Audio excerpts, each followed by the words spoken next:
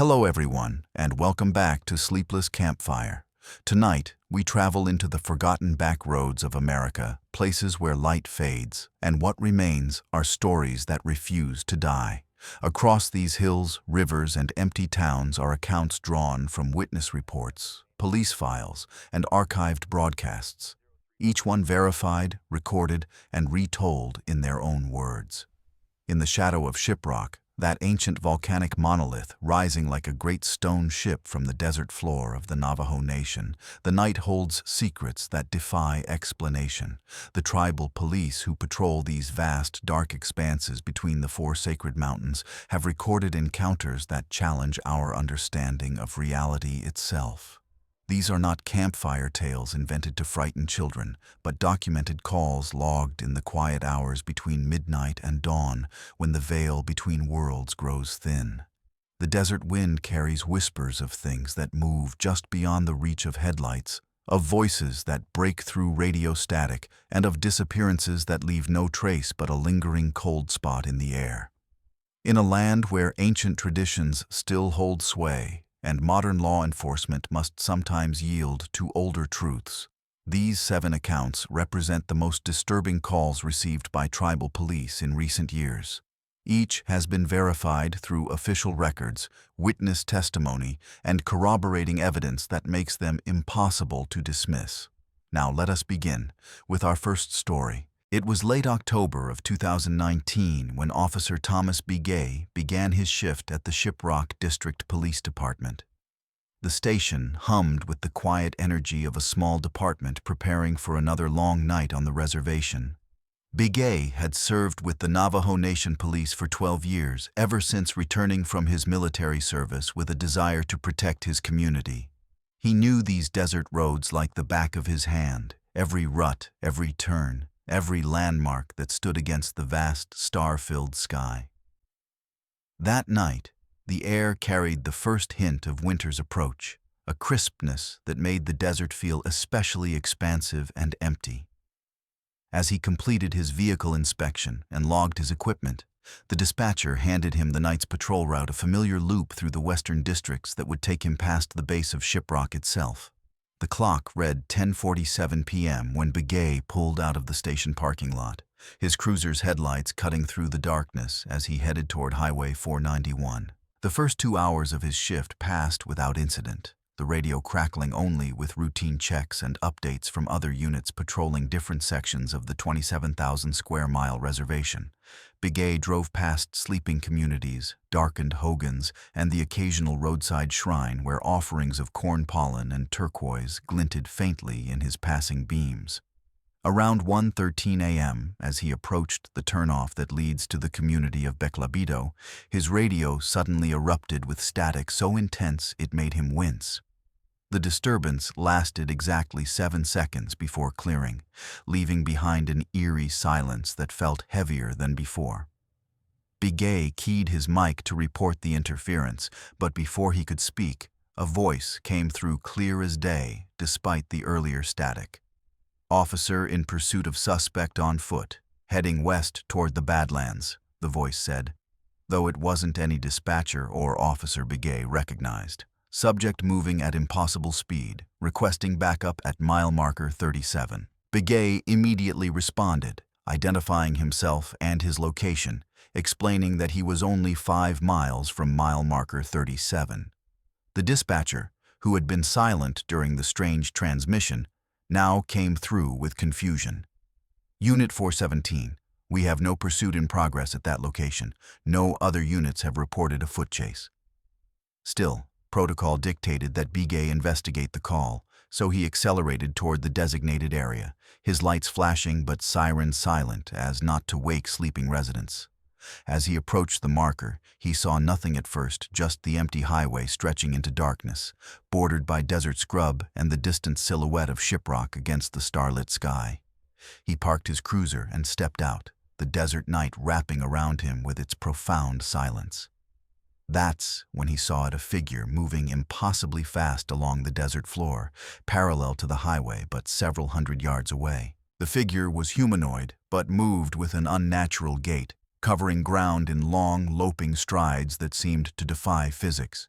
It was too dark to make out details, but Begay could see that it was tall, much taller than any human, and seemed to glow with a faint phosphorescence that made it stand out against the dark desert. He grabbed his flashlight and aimed it toward the figure, but the beam seemed to bend around it rather than illuminating it properly.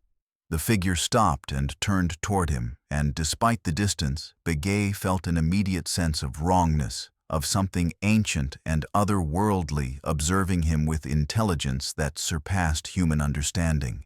He keyed his radio again, his voice steady despite the cold dread creeping up his spine.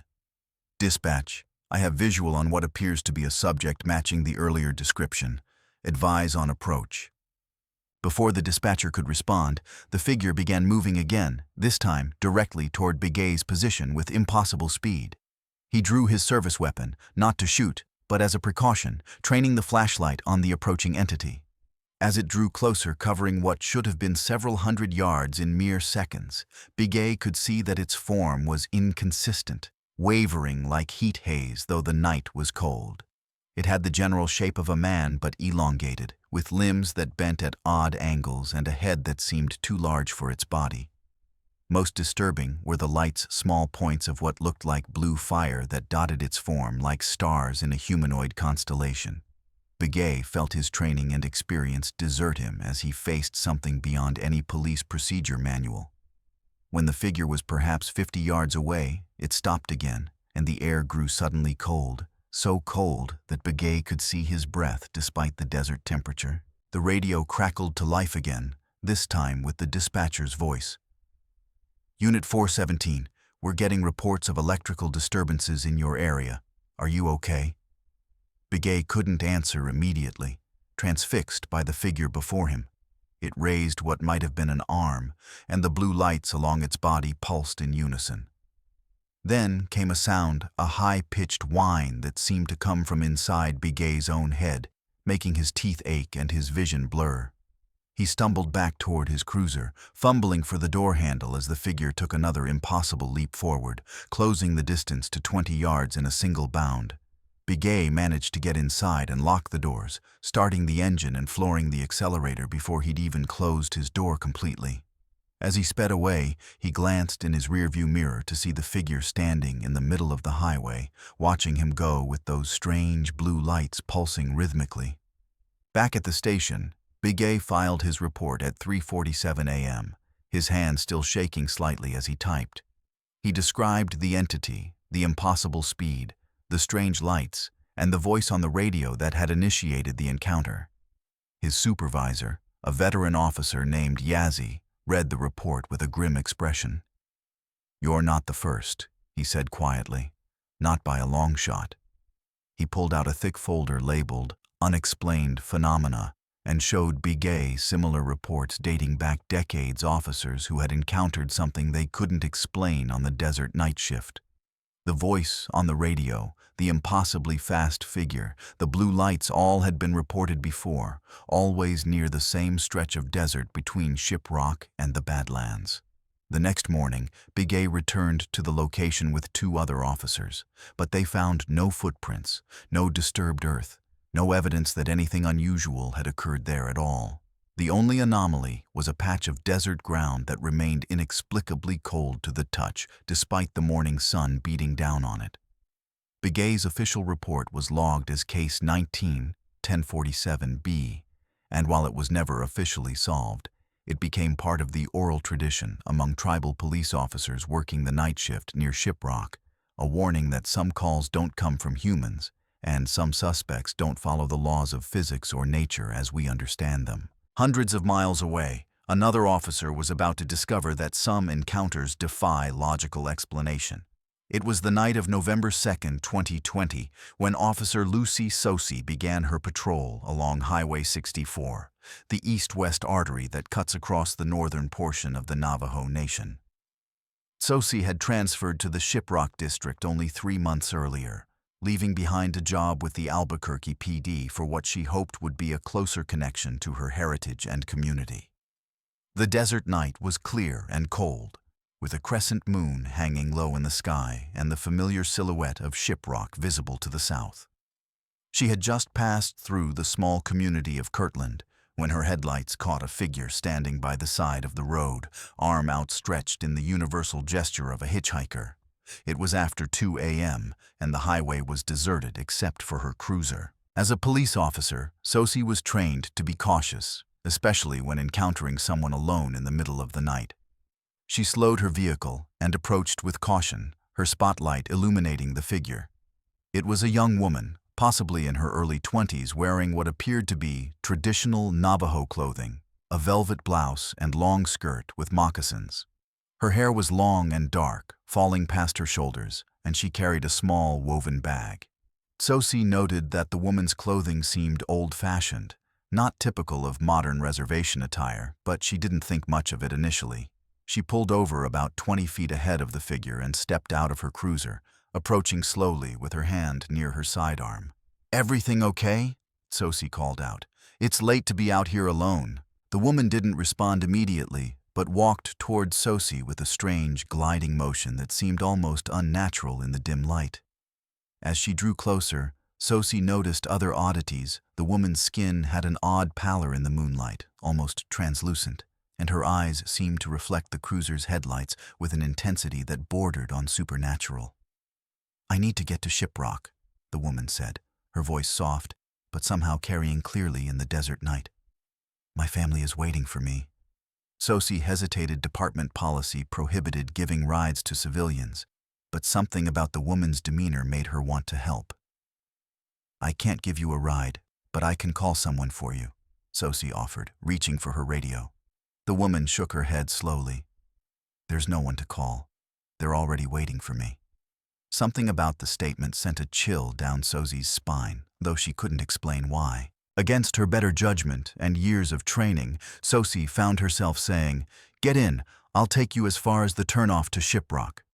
As the woman slid into the passenger seat, Sosie noticed that she made no sound, no rustle of clothing, no sigh of settling into the seat, none of the normal sounds a person makes when entering a vehicle. Sosie asked the woman's name, but received only a soft smile in response. As they drove east toward Shiprock, Sosie attempted to make conversation, but the woman remained mostly silent, responding to questions with vague non-answers or simply shaking her head. The temperature inside the cruiser seemed to drop despite the heater running, and Sosie found herself shivering, though she couldn't determine if it was from cold or unease. At one point, she glanced over at her passenger and was startled to see that the woman appeared to be partially transparent, as if Sosie could see the road through her body. When Sosie blinked and looked again, the woman appeared solid once more. As they approached the turnoff to Shiprock, the woman spoke for the first time in several minutes. "You can let me out here." Sosie pulled over to the shoulder, noting that they were still several miles from the actual turnoff. "This isn't the Shiprock exit," she said, turning to look at her passenger. The woman was already opening the door, though Sosie hadn't heard the click of the latch. "This is close enough," the woman said, and as she stepped out of the cruiser, she seemed to shimmer and fade, like heat haze rising from desert asphalt. Sosie stared in disbelief as the woman's form dissolved into nothingness, leaving behind only a faint scent of sage and something else, something old and dry, like ancient dust. She sat there for several minutes, trying to process what she had just witnessed, before finally keying her radio to call dispatch. Her voice shook slightly as she reported the incident, leaving out the more fantastical elements and simply stating that she had given a ride to a woman who had disappeared from her vehicle. The next morning, Sosie returned to the location with her supervisor, determined to find some rational explanation for what had happened. There were no footprints in the sandy soil beside the road, no evidence that anyone had been there at all. When she described the woman to her supervisor, including the traditional clothing, he listened with a knowing expression. "You picked up the vanishing hitchhiker," he said, telling Sosie a legend she had never heard despite her Navajo heritage. According to the stories, the spirit of a young woman who had died on that highway decades ago sometimes appeared to travelers, particularly to those with Navajo blood. She would ask for a ride to Shiprock but would always disappear before reaching her destination. The supervisor showed Sozi old police reports dating back to the 1970s, all describing similar encounters with a young woman in traditional clothing who would vanish from vehicles. The most chilling detail came from the earliest report, filed in 1973, which described the death of a young Navajo woman in a hit-and-run at nearly the same location where Sozi had picked up her passenger. The report included a photograph of the victim, and despite the poor quality of the old photo, Sozi recognized the face immediately. It was the same woman who had ridden in her cruiser the night before. Sozi's official report was logged as Case 20-1102C, marked as Unexplained Phenomena, and while she never saw the vanishing hitchhiker again during her years with the tribal police, the encounter left her with a profound respect for the mysteries that dwell in the desert night. In the vast expanse of the Navajo Nation, where radio signals often struggle to reach across the rugged terrain, some transmissions defy explanation altogether. It was the night of December 21, 2018, the winter solstice, when Officer Daniel Benally was assigned to monitor communications from the Shiprock substation. Benally had been with tribal police for 8 years, working his way up from patrol to communications specialist after an injury limited his field duties. The substation was quiet that night, with only 3 units patrolling the western districts due to budget constraints and the general decrease in criminal activity during the holiday season. Benally sat before the bank of radios and monitors, occasionally checking weather reports and logging routine communications between units. The night was uneventful until 2:47 a.m., when all 3 patrol units reported simultaneous radio interference, a strange, rhythmic static that seemed to pulse in patterns unlike any natural or technological interference Benally had encountered before. What made the interference particularly strange was that it affected only the patrol unit's mobile radios, not the base station equipment. Benally ran diagnostics on the system, finding no malfunctions or technical explanations for the phenomenon. He advised the units to switch to alternate channels, but the static followed them regardless of frequency. Around 3:13 a.m., as Officer Mary Keene was patrolling the remote area near the Chuska Mountains, the static suddenly resolved into a clear voice speaking in what sounded like an ancient form of the Navajo language. Keene, who was fluent in modern Diné but had only limited knowledge of the archaic form, could understand only fragments words related to darkness, coming, and warning. She immediately reported the transmission to Benally, who by this time was also hearing the voice through his headset, though it was fainter at the base station. As Benally listened, trying to decipher the meaning of the transmission, he noticed something peculiar. The voice seemed to be speaking in reverse, with the ancient words recorded backward and then played forward, creating an otherworldly cadence that was both mesmerizing and deeply unsettling. He tried recording the transmission, but his equipment showed only static on playback, though he could still hear the voice clearly through his headset. Meanwhile, Officer Keene reported that her cruiser's electrical system was malfunctioning, her headlights flickering, her dashboard lights dimming, and her engine sputtering, despite a full tank of gas and recent maintenance. The 3rd unit, patrolling near the Arizona border, reported similar vehicle issues, though they could not hear the mysterious transmission as clearly as Keene and Benally. At 3:28 a.m., the voice in the static changed, this time speaking in heavily accented English. "They come from between the stars," it said, repeating the phrase 3 times before continuing. "The stones mark the places. The drawings show the way. The night sky is not empty." The transmission then returned to the backward-speaking ancient Navajo, continuing for another 12 minutes before abruptly cutting off at 3:40 a.m.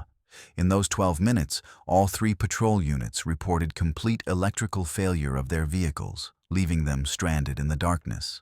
Benally immediately dispatched a tow truck and backup vehicle from the main station in Window Rock, though he knew it would take at least an hour to reach the stranded officers. While waiting for assistance, Keene reported seeing strange lights in the sky, silent, pulsing orbs that moved in patterns unlike any aircraft she had ever seen. The main station dispatcher, who had been monitoring the situation, called Benally at 3:53 a.m. with disturbing news. Similar reports were coming in from across the reservation, not just from police units, but from civilians as well. People in communities as far apart as Crown Point and Kayenta were reporting strange lights, electrical disturbances, and in some cases, the same mysterious transmission on their home radios and even telephones. The phenomenon seemed centered around areas with ancient petroglyphs and archaeological sites, particularly those depicting star maps and celestial beings. Benally consulted the reservation's cultural specialist, who identified the backward Navajo as a form of ceremonial language used in ancient winter solstice rituals. Rituals that hadn't been practiced openly in over a century and were believed to have been lost to time. By 4:30 a.m., the tow truck had reached Officer Keene's location, finding her cruiser completely dead, no battery power, no electrical response at all. The other two units were similarly affected, requiring towing rather than jump starts. When the vehicles were finally brought to the main station for inspection the next day, mechanics found something inexplicable. All electrical wiring had been fused in a way that suggested exposure to an intense electromagnetic pulse. Yet there was no evidence of such an event on any monitoring equipment across the reservation. Even stranger, each vehicle's odometer had rolled back to exactly 33,333 miles, regardless of their previous mileage. The tribal police filed a formal report with the FBI, citing possible electromagnetic weapons testing, but federal investigators found no evidence of such activity in the area. Benally continued to study the fragments of the transmission he had managed to document before his recording equipment failed. Consulting with linguists and cultural historians, he pieced together a disturbing narrative that spoke of ancient visitors who came from the sky and taught the Dini people knowledge of astronomy and mathematics before departing with the promise to return when the stars aligned in a specific configuration, an alignment that occurred only on the winter solstice once every 144 years. The last such alignment had been in 1874, and according to oral histories collected by early anthropologists, that year had seen similar reports of strange lights and communications from the sky. Benally's report on the incident was classified as Case 18-1221D, with copies sent to the Tribal Council and the Navajo Nation Historic Preservation Department. While no official explanation was ever released, the tribal police established a protocol for monitoring electromagnetic anomalies during significant astronomical events, particularly those involving the winter solstice. Benally never heard the mysterious transmission again during his remaining years with the department, but he often thought about the message it contained and the warning it seemed to convey that the night sky was not empty and that something ancient and powerful was waiting for the right moment to return. In the oral traditions of the Navajo people, few entities are as feared as the skinwalker witches who can transform into animals and move with supernatural speed and purpose. While many dismiss such creatures as folklore, tribal police have occasionally encountered phenomena that defy conventional explanation. It was during the early morning hours of January 17, 2021, when Officer Michael Tso received a call that would challenge everything he thought he knew about the natural world. Tso had been with the Navajo Nation police for 6 years, patrolling the same district where he had grown up. He was familiar with the local legends and stories, but had always approached them with the skepticism of a modern law enforcement officer. That night began like any other winter shift, cold, dark, and quiet, with most of the reservation's residents indoors seeking warmth from the desert chill. At 1:22 a.m., Tso's radio crackled with a frantic call from a woman identifying herself as Eleanor Begay, reporting that something was trying to break into her home in the remote community of Nagizi, about 30 miles southeast of Shiprock. "It's not human," she said, her voice trembling with fear. "It keeps changing. Sometimes it looks like a man, sometimes like a coyote, sometimes like something I can't even describe." Tso knew Begay from community meetings, an elderly woman who lived alone in the traditional hogan her grandfather had built decades ago. She was not known for making false reports or exaggerating situations. Despite the strangeness of her call, protocol required him to investigate. He advised her to stay away from doors and windows, keep her line open if possible, and wait for his arrival. As he drove toward Nagizi, the night seemed unusually still, with no wind and no sound except the hum of his cruiser's engine. When Tso arrived at Begay's property 20 minutes later, he found her hogan dark except for a single lantern burning inside. He parked his cruiser and approached cautiously, flashlight in hand. The first thing he noticed was tracks in the sandy soil around the hogan tracks that seemed to change from human footprints to animal paw prints and back again in a pattern that made no biological sense. As he circled the hogan, he found deep scratches on the wooden door, as if something had tried to claw its way inside.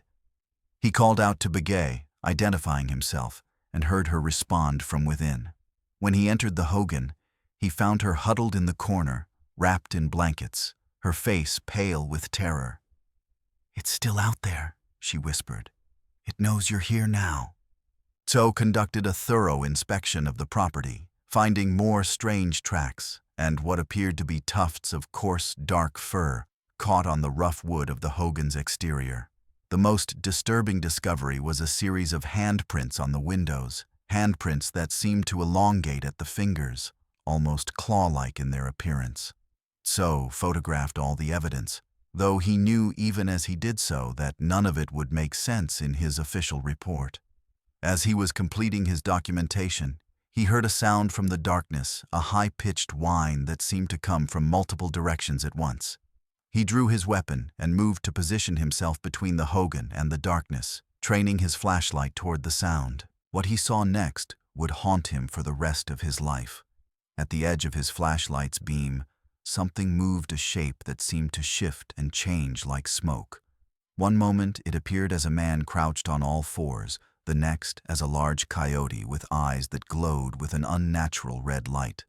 Tso felt a primal fear that transcended his training and experience as a law enforcement officer.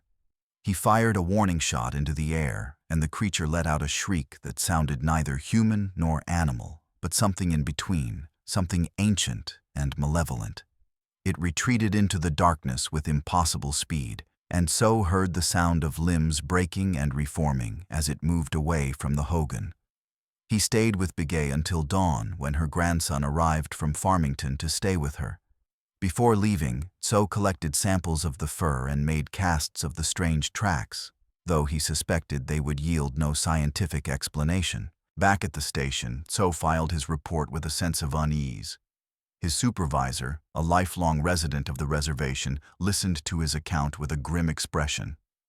"You encountered a skinwalker," he said, though he wrote "unknown animal" in the official report. He told Tso that such encounters, while rare, had been documented by tribal police for generations, always in remote areas, always targeting isolated residents, and always leaving behind evidence that defied conventional explanation.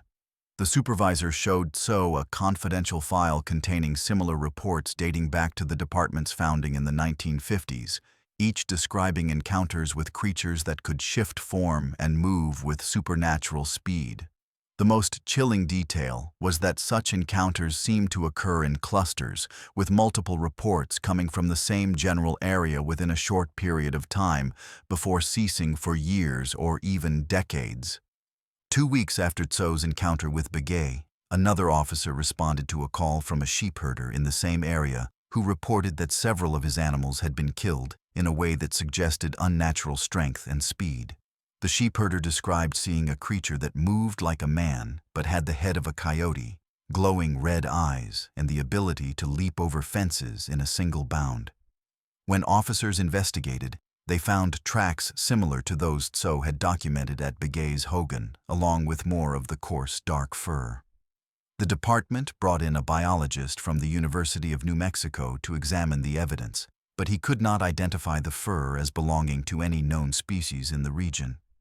The case was officially logged as an attack by an unknown predator, though among the tribal police officers who worked the night shift near Shiprock, it was known as something else entirely, a reminder that some of the old stories were not merely folklore, but warnings based on real encounters with things that defy scientific explanation.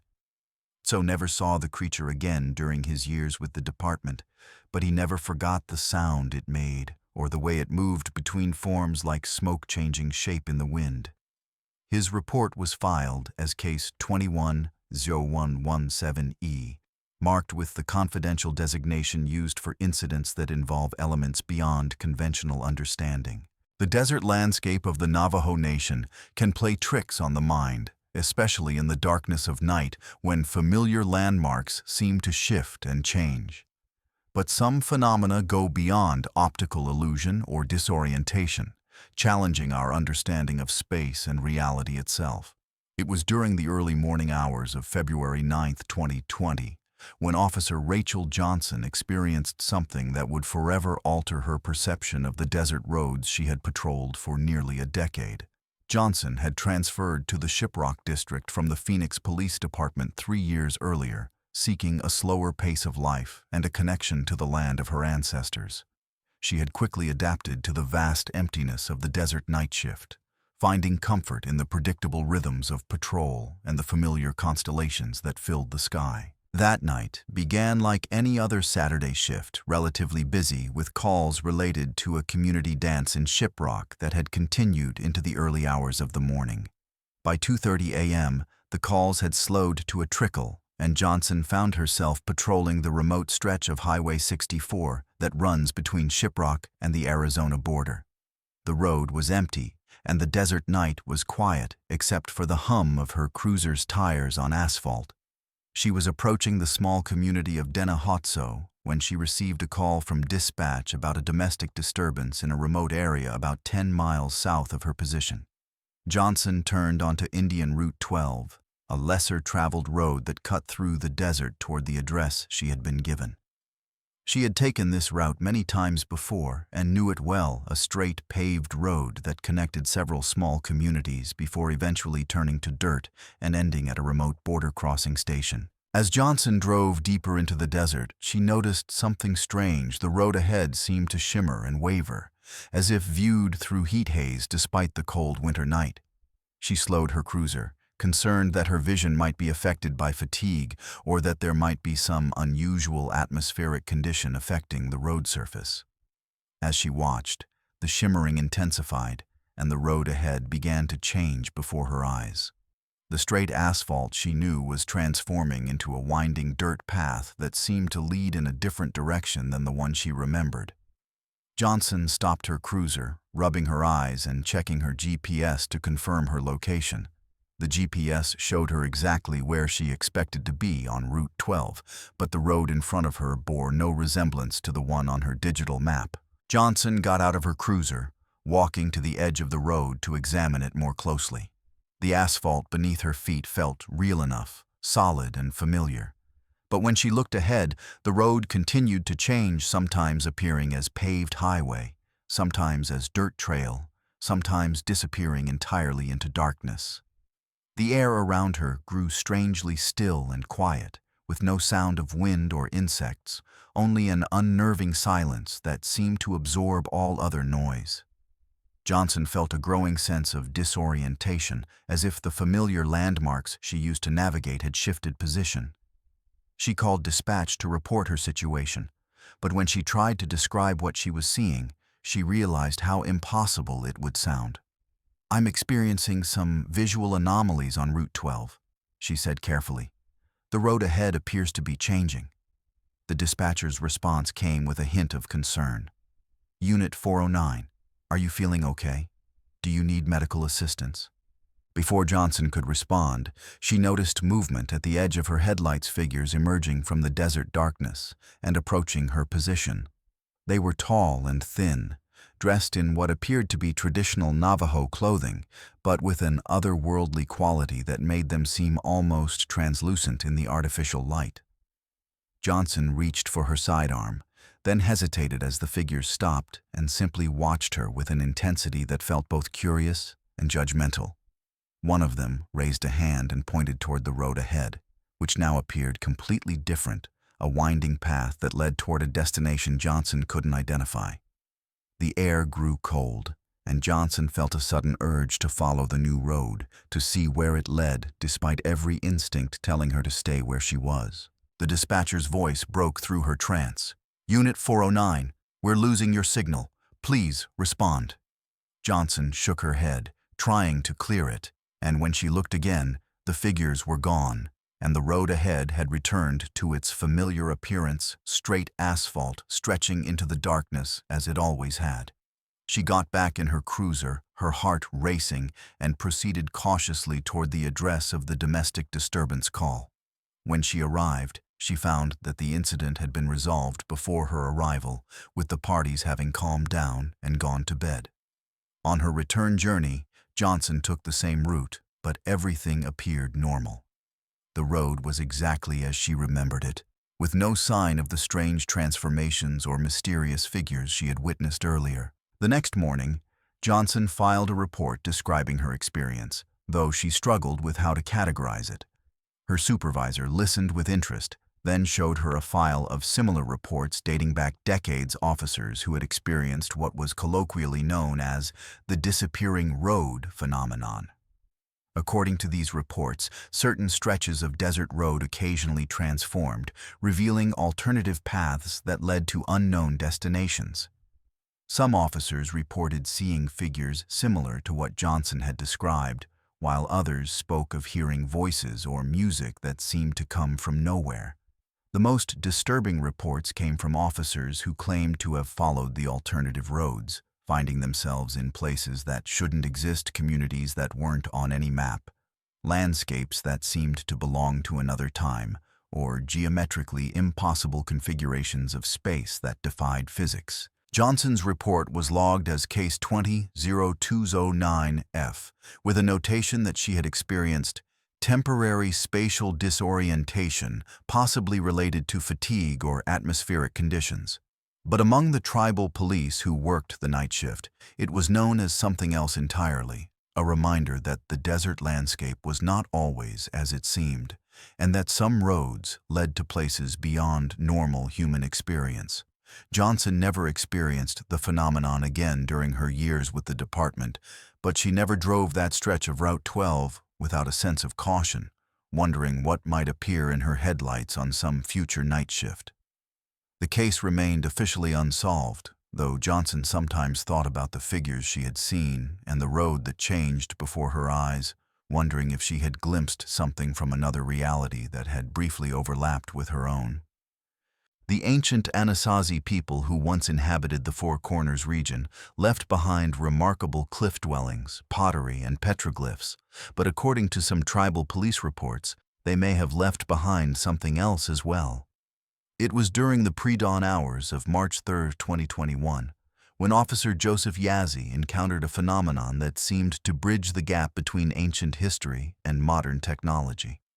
Yazzie had grown up in the shadow of the Anasazi ruins at Mesa Verde, listening to stories about the ancient ones who had mysteriously disappeared from the region centuries ago. His grandfather, a respected elder in their community, had often spoken of the Anasazi not as a vanished people, but as travelers who had passed through a doorway to another world, leaving behind only traces of their knowledge in the stone and soil of the desert. These stories had captivated Yazzie as a child, inspiring him to study archaeology in college before ultimately deciding to serve his community through law enforcement. Yazzie had joined the tribal police after college, hoping to serve his community while staying connected to the land of his ancestors. He had requested assignment to the eastern section of the reservation precisely because of its rich archaeological history. For 3 years, he had patrolled these remote desert roads, often stopping at isolated ruins to sit in the silence and imagine the lives of those who had inhabited them centuries before. He had developed a reputation among his colleagues as something of an amateur archaeologist, able to identify pottery shards and petroglyph styles with surprising accuracy. His supervisor, a veteran officer named Thomas Begay, often teased him about spending more time examining ancient artifacts than patrolling for modern criminals, but secretly appreciated Yazzie's deep connection to the land and its history. That night, he was assigned to patrol the remote eastern section of the reservation, an area known for its archaeological sites and sparse population. The night was unseasonably warm for early March, with a gentle breeze carrying the scent of sage and juniper through the open window of his cruiser. Yazzie had stopped at a small convenience store in the community of Kirtland around midnight, grabbing a coffee and chatting with the night clerk about the unusual weather. The clerk, an elderly Navajo woman, had mentioned that her grandmother used to say that warm weather in early March was a sign that the veil between worlds was thin, allowing communication between the present and the distant past. Yazi had smiled politely, filing the comment away as another piece of the rich tapestry of beliefs that made this region unique. Around 3:15 a.m., as Yazi drove past the turnoff to an Anasazi ruin that had been excavated in the 1970s, his police scanner suddenly picked up a strange transmission. It wasn't on any of the standard frequencies used by emergency services, but somehow it was coming through his equipment clearly. The transmission consisted of what sounded like chanting in an ancient language, accompanied by rhythmic drumming and occasional flute notes. What made it particularly strange was that the transmission seemed to be perfectly clear, without any of the static or interference that typically affected radio signals in the mountainous terrain. Yazi stopped his cruiser and listened, trying to identify the source of the broadcast. The chanting continued for several minutes, then was interrupted by a voice speaking in a language Yazi didn't recognize, something older than the Navajo he knew, possibly even older than the Anasazi dialects preserved by linguists. The voice had a quality that seemed to transcend the limitations of radio transmission, clear yet resonant, as if it were speaking directly into Yazi's mind rather than through his equipment. The chanting had a hypnotic quality, with complex rhythms that seemed to follow patterns beyond human musical traditions. The drumming was equally unusual, with beats that sometimes seemed to syncopate against themselves, creating polyrhythms that shouldn't have been possible with simple percussion instruments. The flute notes were haunting, soaring to pitches that seemed to stretch the capabilities of any wind instrument Yazi had ever heard. Together, these elements created a soundscape that felt both ancient and somehow futuristic, as if it were bridging thousands of years in a single moment of transmission. As Yazi sat there in the darkness, listening to the mysterious broadcast, he noticed something else. His cruiser's electronics were behaving strangely. The dashboard lights flickered in time with the drumming on the transmission, and his GPS showed him as being in multiple locations simultaneously, as if the signal were coming from several directions at once. The GPS display showed his cruiser simultaneously at the turnoff where he had stopped, at the Anasazi ruin a mile away, and at several other locations in the surrounding area, all at the same time. The radio frequency display was fluctuating wildly, jumping between numbers that didn't correspond to any known frequency bands. Most disturbing was the fact that his engine, which had been idling quietly, now seemed to pulse in rhythm with the drumming, despite his foot being nowhere near the accelerator. He tried to call dispatch to report the phenomenon, but his radio only picked up the strange broadcast, which had now changed to what sounded like a series of mathematical equations being read aloud in the same ancient language. The voice spoke in measured, precise terms, with what sounded like variables and formulas that followed a logical progression, despite being in a language Yazi couldn't understand. The equations seemed to grow increasingly complex, with the voice occasionally pausing as if to allow the listener time to process the information being presented. Yazi felt a growing sense of unease, as if he were witnessing something he wasn't meant to hear, something that had been waiting for centuries to be transmitted. The air in his cruiser felt charged with static, making the hairs on his arms stand up despite the warm night. At 3:47 a.m., the broadcast changed again, this time to what sounded like a series of coordinates followed by dates. Yazi scribbled them down on his notepad, though he couldn't understand their significance. The coordinates were given with remarkable precision, including longitudinal and latitudinal degrees that extended to several decimal places, far more precise than would have been possible with ancient navigation techniques. The voice then began describing astronomical phenomena, eclipses, planetary alignments, and comet appearances with precise dates that spanned centuries. Some of the dates were in the past, including what Yazi recognized as major astronomical events that had been documented by modern astronomers, while others extended far into the future, some reaching beyond the 21st century. The most chilling moment came when the voice described a specific date, March 3, 2021, followed by a phrase that Yazi's limited knowledge of ancient languages, allowed him to partially translate as the awakening or the return. The voice spoke this phrase with particular emphasis, repeating it 3 times before continuing with additional coordinates and dates. As the voice spoke these words, Yazzie felt a sudden drop in temperature inside his cruiser, so intense that his breath formed visible clouds in the air. The temperature drop was instantaneous and dramatic, as if someone had opened a door to a freezer compartment.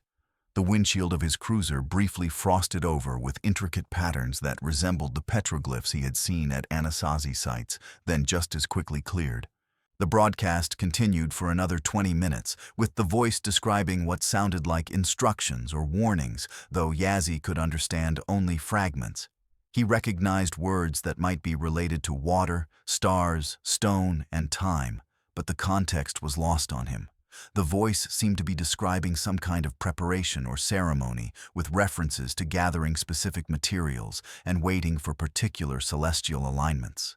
Then, as suddenly as it had begun, the transmission stopped, replaced by the normal static of the empty frequencies.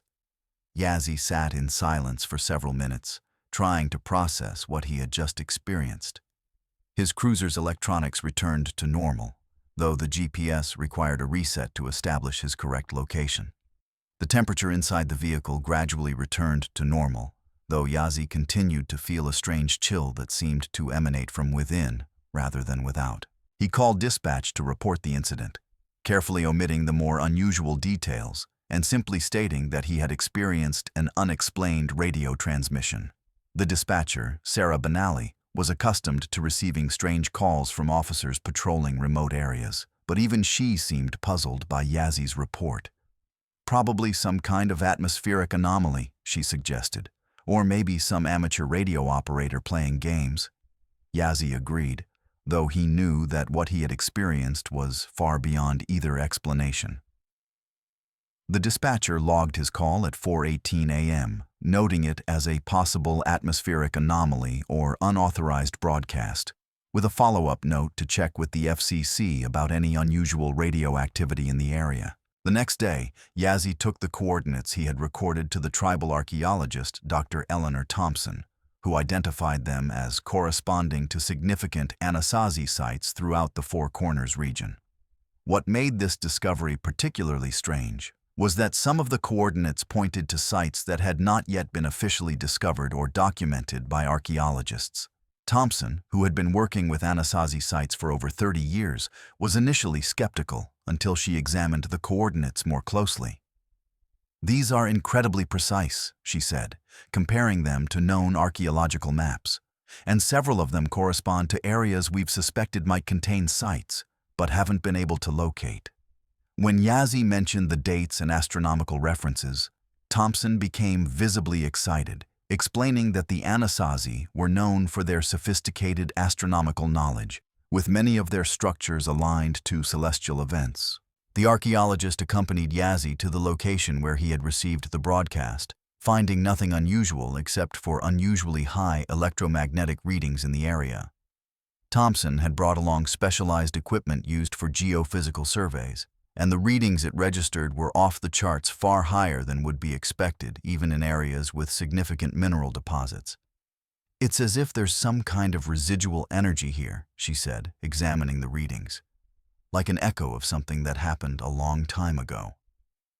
The area where Yazzie had parked his cruiser showed the highest readings, suggesting that whatever had caused the phenomenon had been centered there. Thompson took several soil and rock samples for analysis, though she suspected they would reveal nothing out of the ordinary. 2 weeks later, a team of archaeologists visited one of the previously unknown coordinates that Yazzie had recorded, discovering a small Anasazi ruin that had been completely undocumented. The site contained unusual petroglyphs depicting astronomical events, including some that had not yet occurred according to modern astronomical calculations. The most disturbing discovery was a series of symbols that appeared to be a form of advanced mathematics, including representations of concepts that shouldn't have been known to ancient peoples. The symbols included what appeared to be calculations of orbital mechanics, eclipse predictions, and even what looked like diagrams of celestial bodies that matched modern astronomical discoveries only made in the past few decades. The archaeologists reported their findings to the tribal council, which in turn notified the federal authorities due to the potential significance of the discovery. The site was immediately classified as a protected archaeological location, with access restricted to authorized researchers. The team that had made the discovery was sworn to confidentiality, though word of the find inevitably leaked through academic circles, generating considerable excitement and controversy in the archaeological community. Some researchers dismissed the significance of the mathematical symbols, suggesting they were merely decorative or had been misinterpreted, while others argued that they represented evidence of a level of scientific knowledge among the Anasazi that challenged conventional understanding of ancient civilizations. Yazzi's report was filed as Case 210303G, with copies sent to several archaeological research institutions. While no official explanation was ever offered for the mysterious broadcast, some researchers speculated that it might have been some form of residual energy left behind by the Anasazi, somehow preserved in the stone structures and activated by specific atmospheric or astronomical conditions.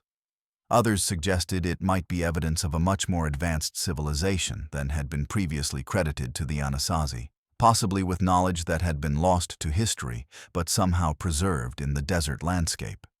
A more fringe theory proposed that the Anasazi had not disappeared at all, but had transcended physical existence, leaving behind only traces of their knowledge that could occasionally be accessed under the right conditions. Yazzie never heard the broadcast again during his remaining years with the department, but he often thought about the coordinates he had recorded and the possibility that other Anasazi sites remained undiscovered, waiting for the right moment to reveal themselves. He continued to patrol the same section of the reservation, occasionally stopping at the turnoff where he had received the transmission to sit in silence and wonder about what he had experienced. The case remained officially unsolved, but among those who studied the ancient peoples of the Southwest, it raised profound questions about what knowledge might still be hidden in the desert landscape, waiting for the right moment to be awakened. In the years that followed, Yazzie maintained a quiet correspondence with Dr. Thompson, who continued to research the implications of the discovery. She informed him that several other previously unknown Anasazi sites had been located using the coordinates he had recorded, each containing similar mathematical symbols and astronomical references. The most significant discovery came 3 years after Yazzie's experience, when a team uncovered a chamber deep within a cliff dwelling that contained what appeared to be star maps of celestial bodies, not visible from Earth without powerful telescopes. The chamber also contained a series of stone tablets with inscriptions that matched the language of the broadcast Yazzie had heard, though linguists were still working to decipher their meaning. Yazzie eventually left the tribal police to work full-time with the archaeological research team, using his knowledge of the reservation and its hidden places to help locate and document new sites. He never fully understood what he had experienced that night in March 2021, but he came to accept that some mysteries were not meant to be solved, only respected. The broadcast had changed his life, redirecting it in ways he couldn't have anticipated, and connecting him more deeply to the ancient history of his ancestors. Sometimes, when he sat alone in the desert night, he would listen to the silence and wonder if the ancient ones were still there, just beyond the veil of perception, waiting for the right moment to share their knowledge once again. In the vast darkness of the Navajo Nation, where headlights can be seen from miles away, some vehicles defy explanation, appearing suddenly, moving impossibly fast, and vanishing without a trace. It was during the early morning hours of April 12, 2019, when Officer Samuel Wilson encountered one such vehicle. Wilson had been with the tribal police for 5 years, transferring from a small department in Utah after marrying into a Navajo family. He had grown accustomed to the unique challenges of policing the reservation, long distances, limited resources, and the occasional call that defied conventional explanation. That night began like any other Friday shift, relatively busy with calls related to traffic stops and a couple of domestic disturbances that had been resolved without incident. The Navajo Nation Police Department covered an area of over 27,000 square miles with limited resources, and officers like Wilson often found themselves patrolling vast stretches of desert highway alone. Wilson had come to appreciate the solitude of these night shifts, the profound silence broken only by the hum of his cruiser's engine and the occasional call on the radio. His wife, a member of the Diné community, had shared with him many of the traditional stories about the strange phenomena that occurred in the desert night, but Wilson had always approached such tales with the skepticism of a law enforcement officer trained to seek evidence and logical explanations. That perspective was about to be challenged in ways he couldn't have anticipated. By 2:30 a.m., the night had quieted down, and Wilson found himself patrolling the stretch of Highway 491 that runs between Shiprock and the Colorado border. The road was empty, and the desert night was clear, with a full moon illuminating the landscape in shades of silver and blue. Wilson was approaching the community of Kirtland when he saw headlights in his rearview mirror approaching fast, far faster than was safe or legal on that stretch of highway. He checked his speed, confirming that he was doing exactly the speed limit, then watched as the vehicle closed the distance between them with impossible speed. Within seconds, it was directly behind his cruiser, so close that Wilson could see it was a large, dark truck, possibly a Ford F-250 or similar model, but with unusual modifications that included extra lights on the roof and a custom grille that didn't match any factory design Wilson recognized. The truck's appearance was unsettling in its perfection. It seemed too clean, too pristine for a vehicle that had been traveling the dusty desert roads. The extra lights on its roof were arranged in a pattern Wilson had never seen before, and the custom grille had an almost industrial quality that suggested military or specialized equipment rather than aftermarket customization. Wilson felt a growing sense of unease as the truck remained behind him, matching his speed with uncanny precision. He had encountered aggressive drivers before, but this was different. There was something deliberate and controlled about the truck's movements that suggested purpose rather than recklessness. Wilson accelerated slightly, signaling the truck to pass, but it remained behind him, matching his speed exactly. He tried his radio to call in the vehicle's description, but found that his transmission was being met with static. This was particularly strange, as his radio equipment was top of the line and designed to function reliably even in the remote areas of the reservation. The truck then began to flash its headlights in a pattern: 3 short flashes, followed by 3 long flashes, then 3 short flashes again, the international distress signal. Wilson pulled over to the shoulder, assuming the truck needed assistance, but as he did so, the vehicle also pulled over, stopping directly behind his cruiser. Wilson grabbed his flashlight and stepped out of his vehicle, approaching the truck cautiously. As he drew closer, he noticed several oddities. The truck's engine was silent, despite appearing to be running. There was no exhaust visible in the cold night air, and the windows were tinted so darkly that Wilson couldn't see inside despite shining his flashlight directly at them. The silence of the truck's engine was particularly troubling. Wilson could see vibration in the vehicle that suggested it was running, yet there was no sound at all, not even the low hum one would expect from a large truck. The air around the vehicle felt strangely still, as if the truck existed in its own pocket of reality, separate from the normal desert environment. Wilson approached with his hand near his sidearm, a precaution he always took when encountering unknown vehicles during night patrols. The desert night was usually filled with subtle sounds: the rustle of small animals in the scrub, the distant howl of coyotes, the whisper of wind through the rocks. But around this truck, there was only an unnerving silence that seemed to absorb all other sounds. Wilson knocked on the driver's side window, calling out to the driver, but received no response. He tried the door handle and found it unlocked, opening the door to find nothing. The truck was empty, with no sign of any driver or passengers. The interior was strangely clean, almost sterile, with none of the usual clutter or signs of use one would expect in a personal vehicle. Wilson stepped back, shining his flashlight around the area, but found no footprints in the sandy soil beside the road, no indication that anyone had recently exited the vehicle. He called dispatch again, and this time his transmission came through clearly. "I have an abandoned vehicle at mile marker 42 on Highway 491, he reported. "Truck appears to be running, but there's no one around." The interior of the truck was even more puzzling than its exterior. The seats were upholstered in a material Wilson couldn't identify, some kind of synthetic fabric that looked like leather but had no texture or wear. The dashboard was configured with standard controls, but also had several displays and switches that Wilson didn't recognize, none of them labeled in English.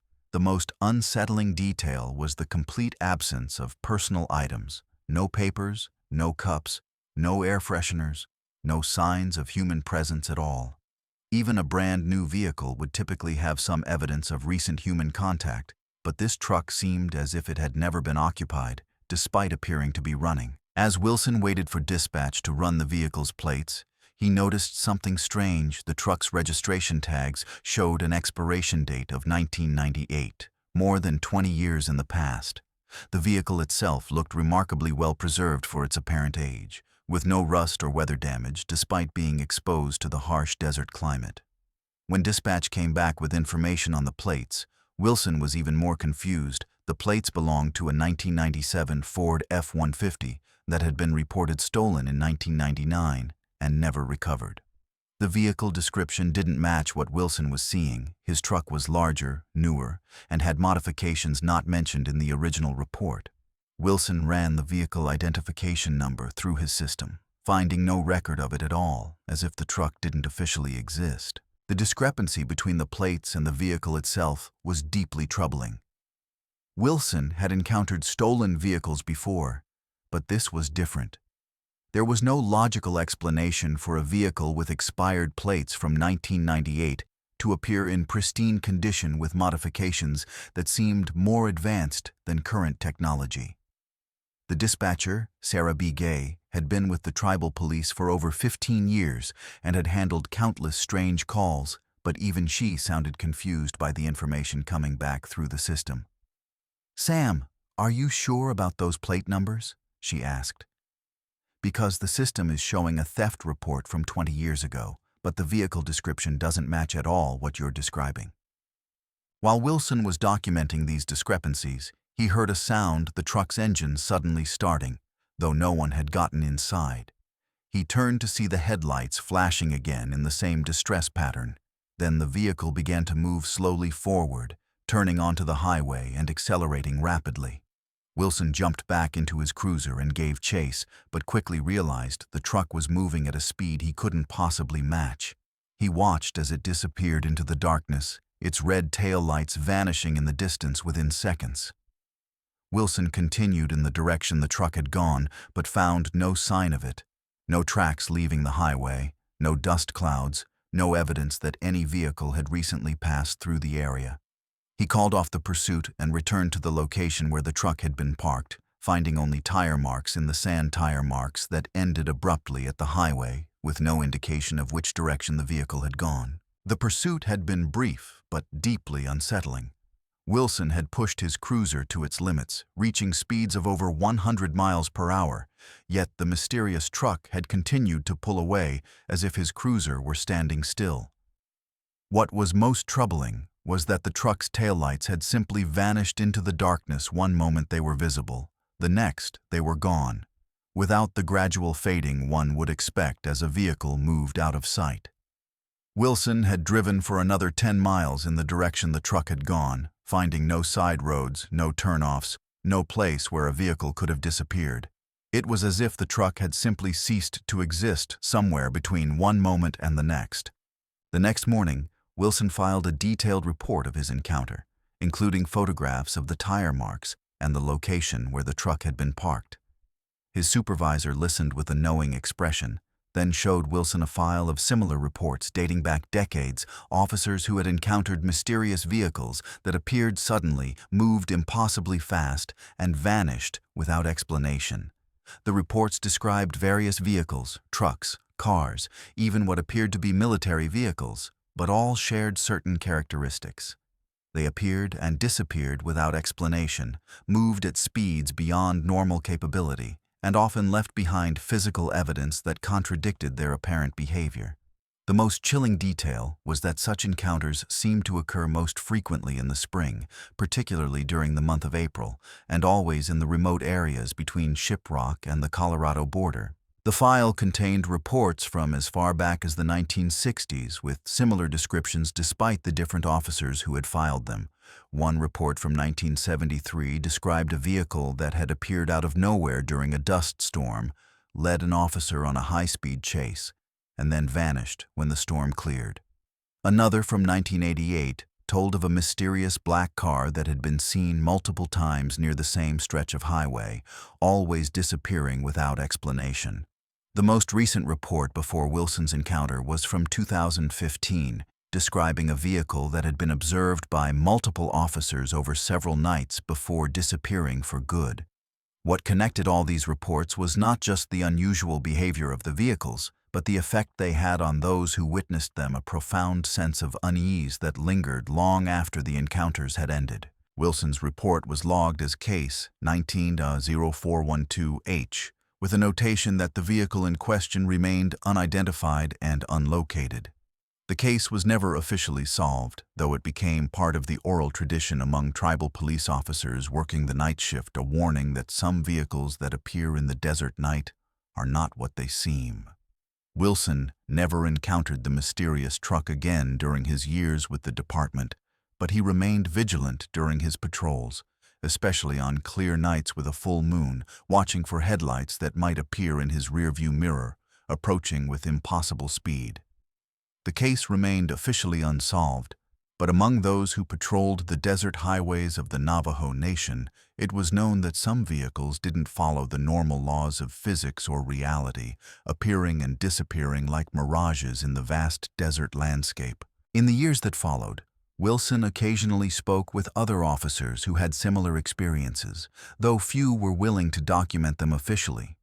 The tribal police department had a delicate balance to maintain, acknowledging the strange phenomena that occurred on the reservation while maintaining a professional, evidence-based approach to law enforcement. Wilson's wife, after hearing his story, shared with him a traditional Diné belief about certain areas of the reservation being thin places, locations where the boundary between the physical world and the spirit world was particularly permeable.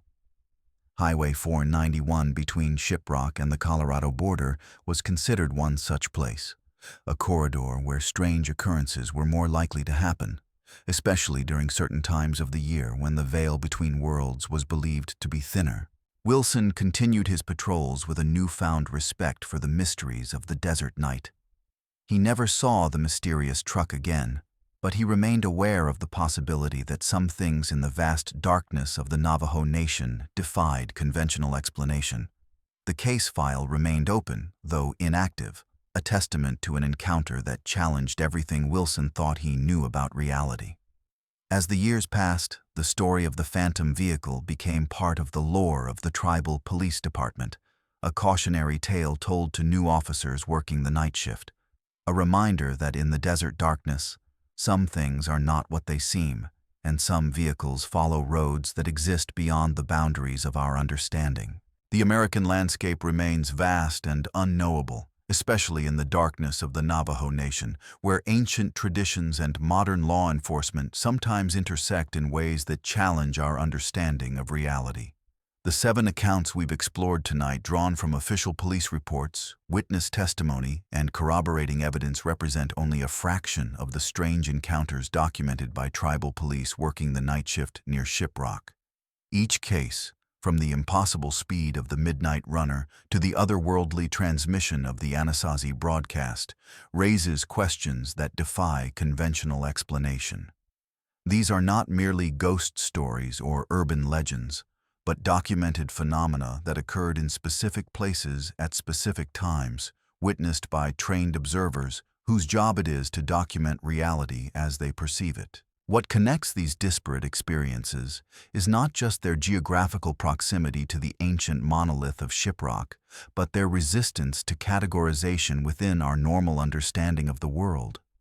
The skinwalker that changed form before Officer Tso's eyes, the road that transformed before Johnson's cruiser, the phantom vehicle that vanished without trace, these encounters suggest that reality is more complex and mysterious than our scientific frameworks can accommodate. In a land where ancient traditions still hold sway and modern technology sometimes fails to explain what witnesses have experienced, we are reminded that there are still mysteries in this world that defy our attempts to classify and understand them. The tribal police officers who patrol these desert nights have learned to balance their professional training with a respect for the unexplained phenomena that sometimes occur in the darkness. They document what they witness with the same attention to detail they would apply to any criminal investigation, even when the evidence points to something beyond conventional explanation. Their reports, filed in official databases and sometimes marked with confidential designations, form a modern record of encounters that echo ancient stories and legends.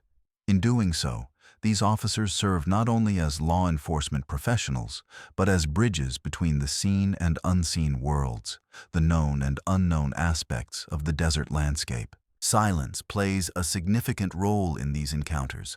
Not just the profound quiet of the desert night, but the silence that follows unexplained phenomena, the absence of answers that leaves witnesses and investigators alike grappling with questions that may never be fully resolved.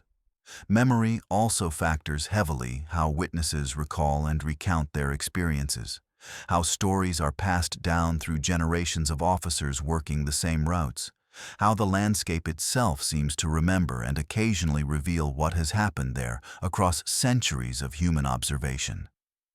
The absence of definitive explanations doesn't diminish the reality of these experiences. Rather, it highlights the limitations of our knowledge and the vastness of what we have yet to understand about the world we inhabit. If you or someone you know has a true story to share, leave it in the comments below.